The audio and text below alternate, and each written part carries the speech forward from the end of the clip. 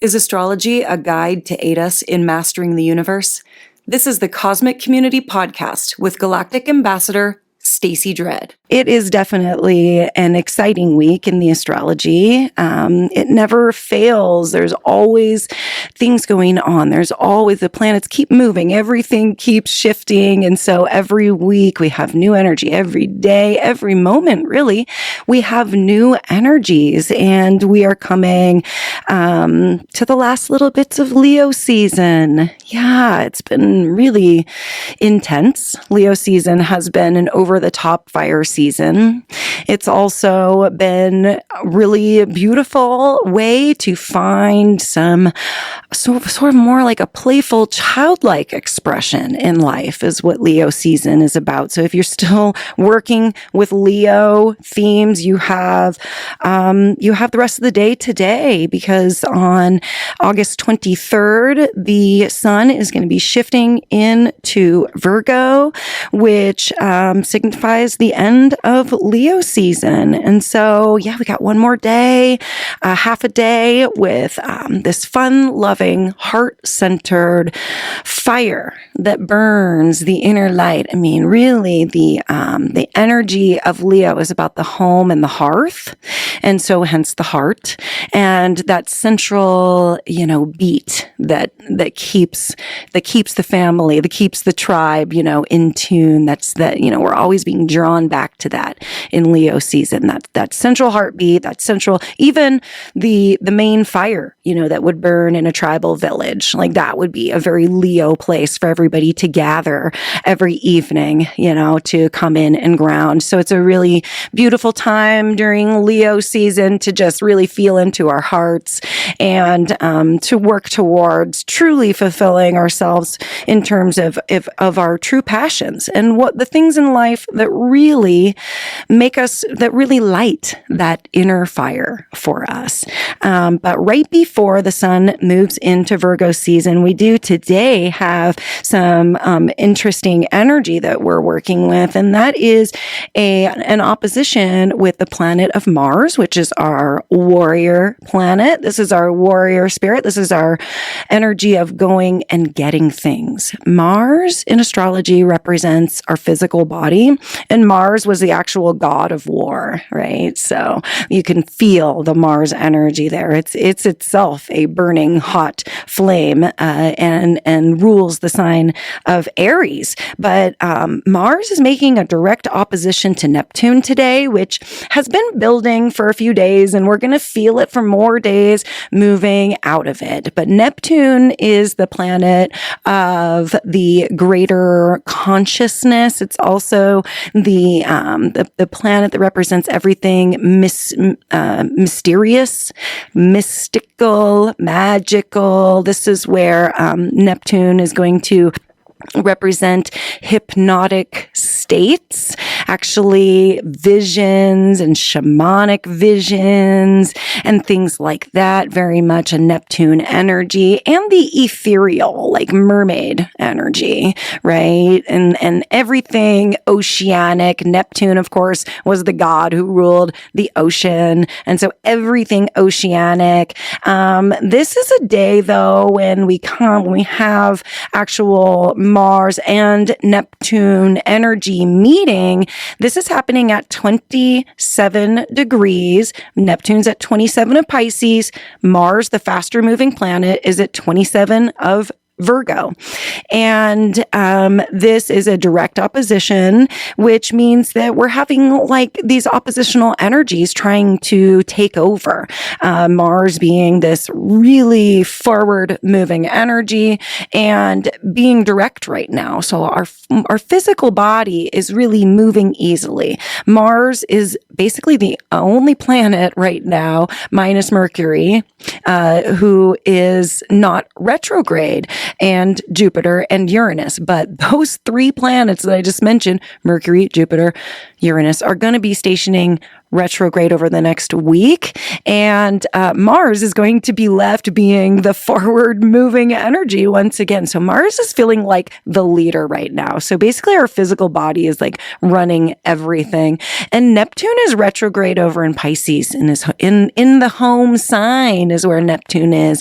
thinking about the past, going back and sort of redoing things. And this forward moving Mars energy is like not really that interested in too much with the past. So this is like an oppositional energy. This is creating some intensity for the day. And like I mentioned, they're slower moving planets. So it's a few days going in, a few going out. If you're feeling this oppositional energy, it could be creating some stormage inside of you. This is like a flooding kind of energy. And I know that's an easy thing for me to grab onto right now, but Mars opposition Neptune, Mars, Neptune, anything really. It's like floods, storms, big expressions of both Neptune and Mars. And so, this is kind of how we're entering the week. And then on August 23rd, the sun moves into Virgo, as I mentioned, at 2 a.m. So we're going to wake up on Wednesday morning feeling the seasonal shift. And also, I mentioned Mercury is going to be going retrograde on August 23rd. That's the same day that the sun moves into Virgo.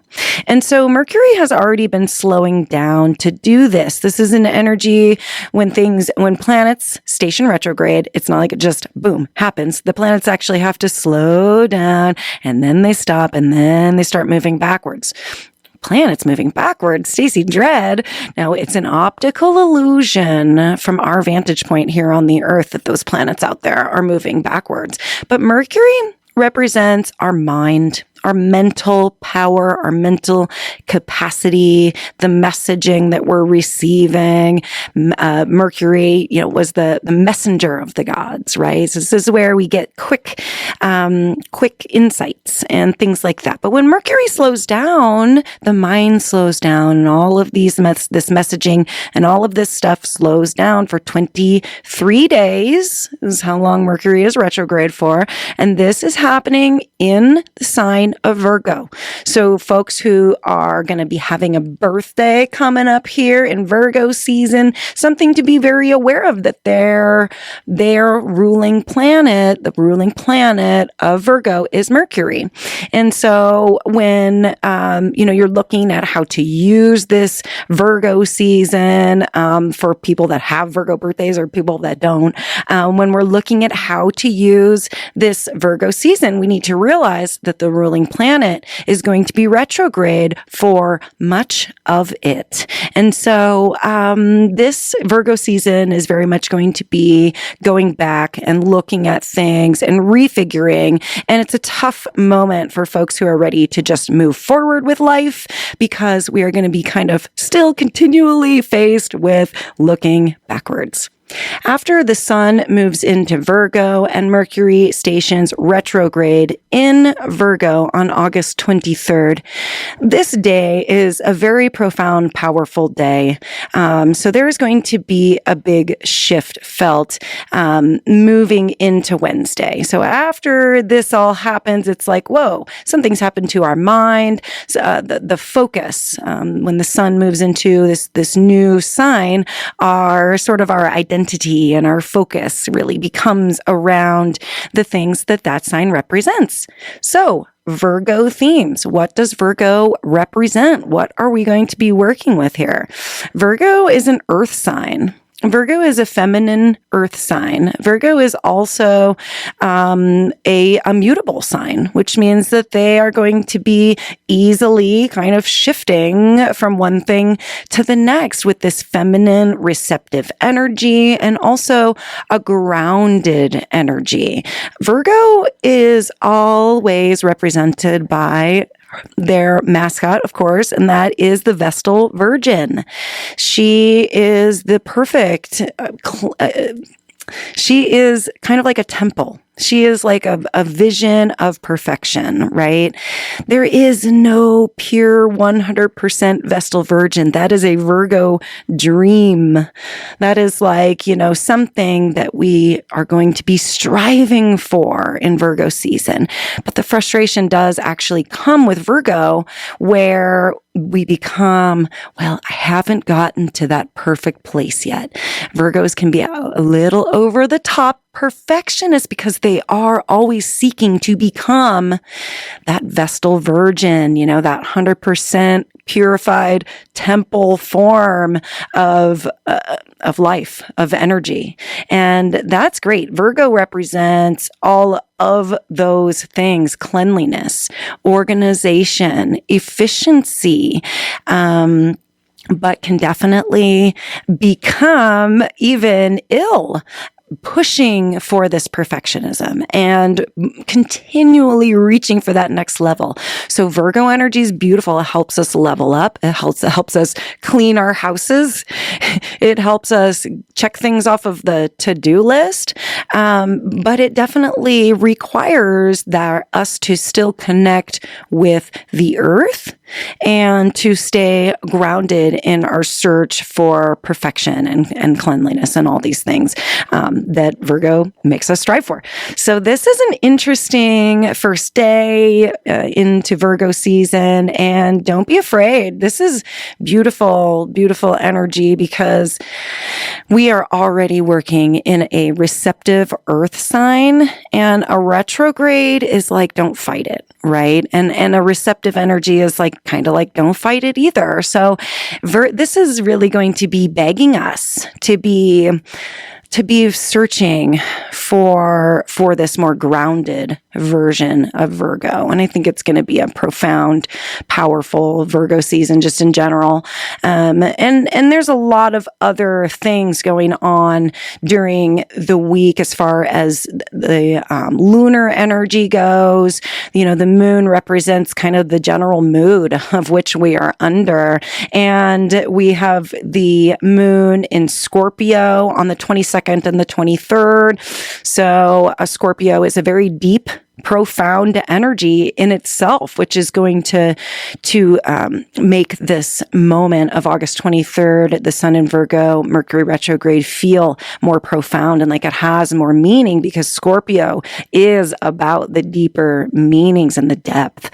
And then as we cruise later into the week on the 24th and the 25th, going into the 26th, we have a Sagittarius moon, and the Sagittarius moon is more of an adventurer and is ruled by the planet of Jupiter and wants to bring in more opportunities and to kind of expand things and make things bigger, than they are. And so Sagittarius, really is an interesting energy to follow up Scorpio, as Scorpio is such an kind of an internal energy. And then Sagittarius is like a bigger outward energy, not afraid to go out and be seen and to meet people and to have that fiery spark that Sagittarius does.